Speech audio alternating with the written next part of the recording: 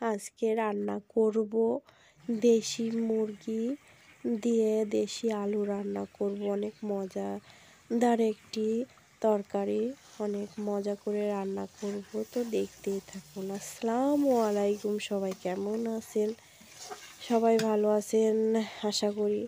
আর যে যেখান থেকে আমার ভিডিওগুলো দেখেন তাদেরকে অনেক ধন্যবাদ। আজকে আমি রান্না করব দেশি মুরগি দিয়ে দেশি আলু রান্না করব।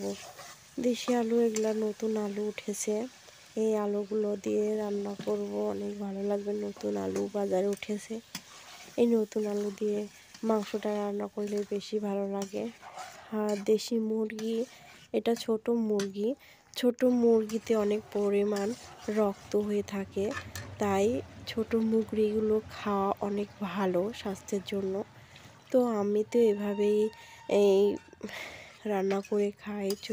বাড়িতে মুরগি পুষি, আর এগুলো হলো যে ছোট ছোট থাকে তখনই জবাই করে রান্না করে সবাইকে দেই, আর সবাই খায়, এভাবেই ভালো হয়। তো আমি এই মাংসটা আজকে রান্না করব, আর সবাই খাবে। অনেক মজাদারভাবে রান্না করেছি, দেখতেই তো পাচ্ছেন, দেখে অনেক ভালো লাগছে। খেতে অনেক সুন্দর হবে। তো সবাই ভালো থাকবেন, সুস্থ থাকবেন। খোদা হাফেজ।